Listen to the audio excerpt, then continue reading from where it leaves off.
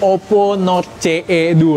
Bukan, sorry. OnePlus Note CE2. Soalnya makin kesini, Oppo dan OnePlus tuh makin mirip aja kan akhir-akhir ini.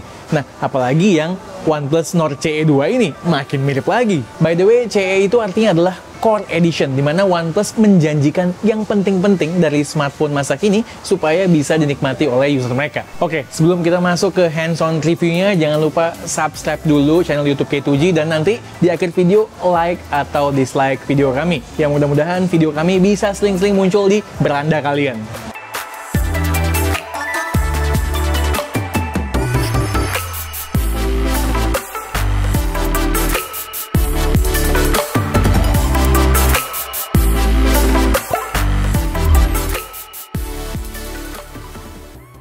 Gue belum lama megang Note CE2-nya nih. Yuk kita unboxing dulu.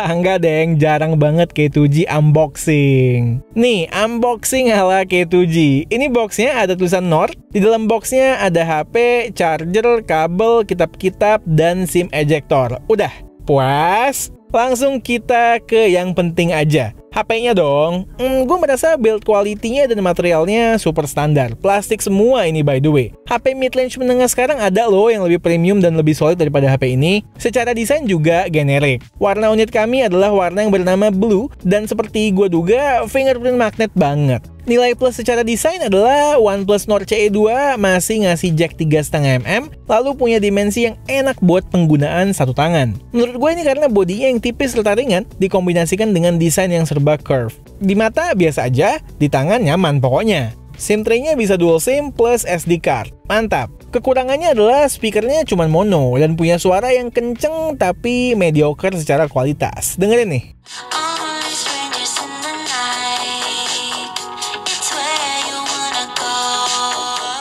Satu lagi yang disayangkan, coba seri mid-range-nya ini ngasih slider buat silent kayak di flagship-nya ya. Kan identik OnePlus banget itu. Terakhir belum ada IP rating apapun di sini. Masih soal desain, kita balik ke depan ya. Layarnya udah dilapisi dengan Gorilla Glass 5. Layarnya sendiri menurut gue lumayan bagus ya. 6,43 inch 1080p OLED dengan refresh rate 90Hz. Kualitas OLED-nya udah sesuai lah dengan OLED mid-range tahun 2021-2022 dengan saturasi yang pas dan hitam yang kental. Seperti yang udah berkali-kali gue bilang, gue nggak problem sama sekali dengan 90Hz versus 120Hz. Dijamin nggak terlalu berasa di mata. Soal screen brightness yang diiklankannya itu sih sebagai 800 nit. In real life ya menurut gue cukup sesuai kok. Di outdoor masih bisa kebaca dengan cukup baik. Di layar ini pula terdapat in-display fingerprint sensor yang cepat dan akurat khas BBK. Masuk ke jeroannya, OnePlus Note CE2 punya dapur pacu MediaTek Dimensity 900 yang udah melalui proses fabrikasi 6nm. Gue pakai beberapa hari ini dengan pemakaian normal ya sesuai ekspektasi gue. Dipadukan dengan RAM 8GB, performanya relatif lancar. Kalau main game di LOL Wild Rift, gue itu settingannya rata kanan dan lancar. Sedangkan untuk PUBG, settingan maksimalnya itu ada di HDR Ultra. Ya mesti diingat aja, kalau main game, settingan grafis ya disesuaikan aja ya dengan processing power handphone kita masing-masing. Kameranya standar aja, mungkin ya itu beda konsep, CE Core Edition. Jadi ya kameranya kurang maksimal untuk rentang harga yang dituju. Secara spek di belakang kamera utamanya 64MP f1.8 tanpa OIS. Ultra wide-nya 8MP f2.2 dan satu lensa gimmick makro 2MP. Sementara di depan ada selfie kamera 16MP. Output kamera atau foto-foto yang paling maksimal itu bisa kita dapatkan pada saat good lighting. Terus di outdoor pada saat matahari bersinar terang juga bagus hasilnya. Sedangkan kalau udah mulai redup ya mulai drop kualitasnya. Ya udah, kita lihat aja beberapa sampel foto maupun video yang udah gue ambil.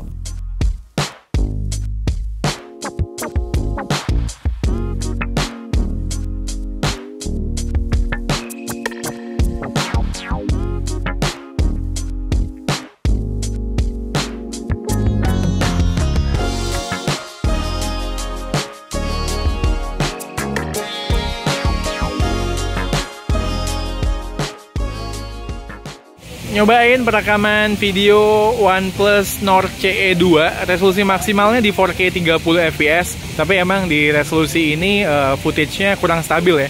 Harus hidupin fitur Ultra Steady-nya kalau mau lebih stabil. Sedangkan buat kamera depan itu maksimalnya di 1080p 30 fps ya. Expected lah ya buat HP mid-range, mayoritas itu di 1080p 30 fps. Soal baterai dan charging adalah hal yang gue suka banget dari OnePlus Nord CE2 ini. Gue pakai normal, termasuk gaming 1 jam, baterainya bisa tahan sehari lebih. Mid-range masa kini banget lah ini pokoknya. Kalaupun habis, ngisi penuh dari 0 sampai 100% cuman butuh waktu sekitar 40 menit. Nyolok 5 menit aja, bisa ngisi kurang lebih 20%. Nice ya. Hal-hal lain yang perlu gue mention di sini, vibration motornya bukan yang terbaik untuk segmennya, tapi bukan yang paling buruk juga. Terus internal storage unit kami ini 128GB UFS 2.2. Terakhir nih, soal OS. Karena unit kami ini adalah unit Singapura, jadi datang dengan Oxygen OS bukan Color OS seperti OnePlus yang dibeli di Cina. Yang patut disayangkan adalah ini masih Oxygen OS 11, belum 12. Artinya ya masih berbasis Android 11. Seharusnya nggak lama lagi sih dapat updatean ya, kalau mengingat track recordnya OnePlus yang lumayan cepat update firmware. Soal Oxygen OS ya masih menjadi salah satu favorit UI kami. Looknya yang serba simple dan gak neko-neko emang bikin kangen. Sebelum mulai ada yang mau lewat bentar nih. Buat yang suka nanya, K2G kalau jual beli HP second di mana? Pastinya di Teman Ponsel. Trusted seller, reputasi bagus, dan yang punya sohib gue sendiri. Barang-barangnya lengkap, nggak cuma HP doang, tapi banyak gadget-gadget menarik lainnya. Mau yang mainstream, anti-mainstream, ada semua. Teman Ponsel nggak hanya available di Tokopedia, tapi di Shopee, Bukalapak, dan Akulaku. Jangan lupa juga follow sosmednya Teman Ponsel di IG, TikTok, YouTube, dan Facebook untuk dapat update terkininya. Gas guys! Oke, OnePlus Nord CE2. Dari pengalaman singkat gue menggunakan smartphone ini memang masih ada beberapa hal-hal yang kurang kompetitif dan perlu perbaikan untuk segmen yang dituju. Tapi minimal OnePlus Nord CE2 ini bisa jadi solusi untuk fans OnePlus atau entusias yang pengen nyoba HP OnePlus dengan budget terbatas. Karena seperti yang kita ketahui, flagshipnya OnePlus makin kemari makin mahal harganya. Seperti biasa, buat yang tertarik beli ya belinya di mana lagi kalau bukan di Tokopedia-nya Apple Tree. Linknya udah gue taruh di deskripsi. Langsung aja visit. Oke, sekian aja video dari gue kali ini. Gue Satish and this is K2G. Tunggu reaction kami yang berikutnya. Bye guys.